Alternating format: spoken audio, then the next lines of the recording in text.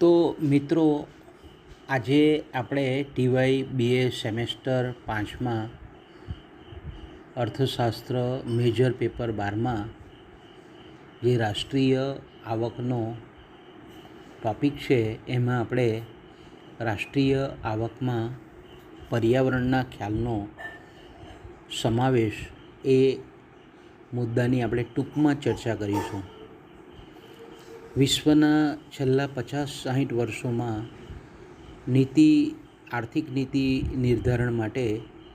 જો કોઈ સૌથી અગત્યનું સાધન હોય તો એ રાષ્ટ્રીય આવક છે, રાષ્ટ્રીય હિસાબી પદ્ધતિ છે, જેને આપણે સામાજિક હિસાબી પદ્ધતિ પણ કહીએ છીએ. કારણ કે તેના દ્વારા કોઈ પણ રાષ્ટ્રની સંપત્તિ અને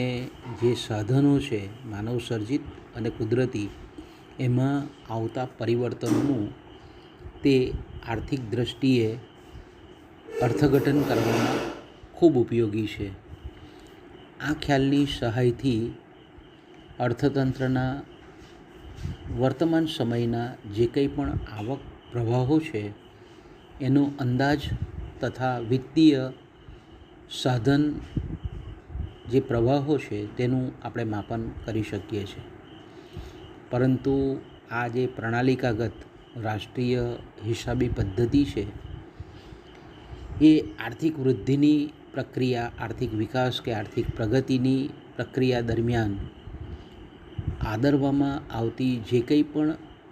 આર્થિક પ્રવૃત્તિ છે અને તેને પરિણામ સ્વરૂપ પ્રાકૃતિક સાધનોનો જે ઘસારો છે, અવમૂલ્યન છે, અથવા તો પર્યાવરણીય થતી હાનિને એ પ્રતિબિંબિત કરી શકતી નથી. આ પરિસ્થિતિમાં પર્યાવરણીય દૃષ્ટિકોણથી અનુકૂલિત એટલે કે એડજસ્ટેડ ચોખ્ખા આંતરિક ઉત્પાદનનો સાચો ખ્યાલ કે અંદાજ મેળવી શકાતો નથી. આથી યુનાઇટેડ નેશન્સ ઓર્ગેનાઇઝેશન એ યુનોનો જે આંકડાશાસ્ત્ર વિભાગ છે એમણે 1992ની જે અર્થ સમિટ યોજી હતી એમાં લગભગ વિશ્વના 178 જેટલા દેશો એ સમિટમાં હાજર રહ્યા હતા અને એમાં રાષ્ટ્રીય આવકની ગણતરીમાં પર્યાવરણીય બાબતોનો સમાવેશ કરવાનું સ્વીકારેલ હતું. એટલે યુનોએ જે આંકડાશાસ્ત્ર વિભાગ છે એમણે નવી પદ્ધતિ એટલે કે જેને આપણે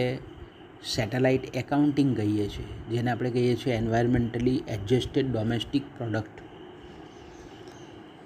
એ પદ્ધતિનો પૂરક હિસાબો રજૂ કરતો એક વિકલ્પ રજૂ કર્યો. એટલે કે આ જે પૂરક વિકલ્પ જે યુનોના આંકડાશાસ્ત્ર વિભાગે આપ્યો એમાં પર્યાવરણનો સમાવેશ કરતી રાષ્ટ્રીય હિસાબી પદ્ધતિ કે જેને સેટેલાઇટ એકાઉન્ટિંગ પણ કહેવામાં આવે છે, કે જેમાં પર્યાવરણીય અને આર્થિક સંકલિત આગણન પદ્ધતિ એમણે વિકસાવેલી હતી કે જેને આપણે ટૂંકમાં કહીએ છીએ EADP. એટલે environmental and economic account system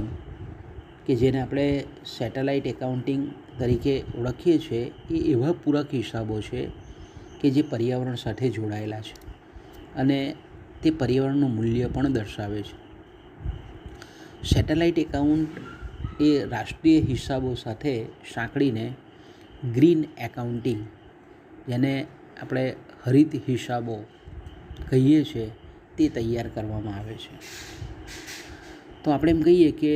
આ હરિત હિસાબી પદ્ધતિમાં યુનોએ એક સૂત્ર પણ આપ્યું છે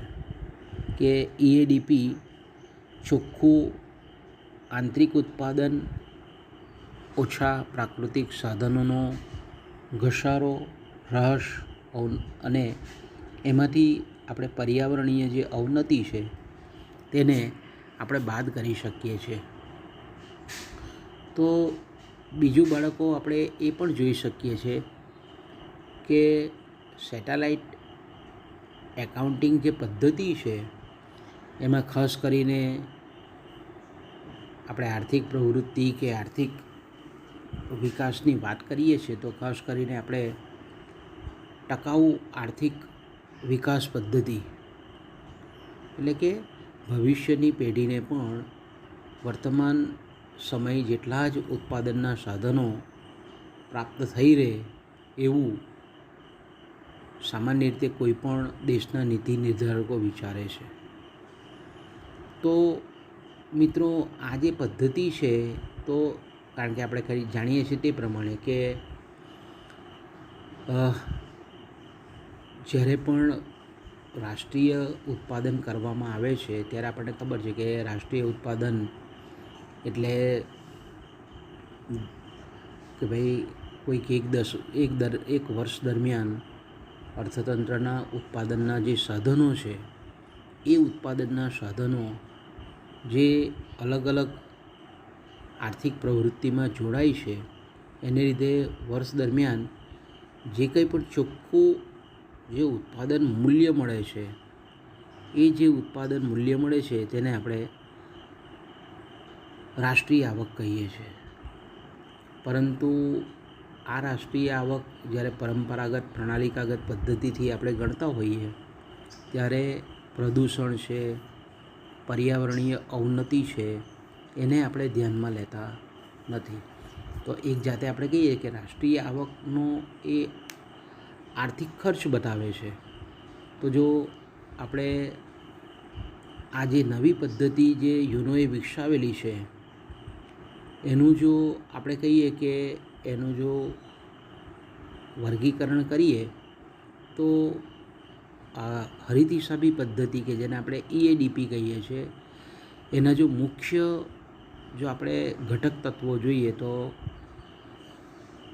એમાં આપણે જોઈએ તો પહેલું આવે ચોખ્ખું ઉત્પાદન કે ભાઈ રાષ્ટ્ર દ્વારા સમગ્ર વર્ષ દરમિયાન જે કંઈ પણ કુલ વસ્તુઓ અને સેવાઓનું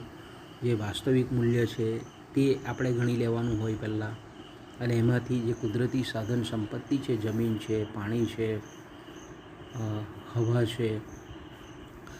ખનિજ તેલ છે, આપણે જંગલ સંપત્તિ છે, આ જે પ્રાકૃતિક સાધનોને લાગેલો જે ઘસારો છે એ ઘસારાને પણ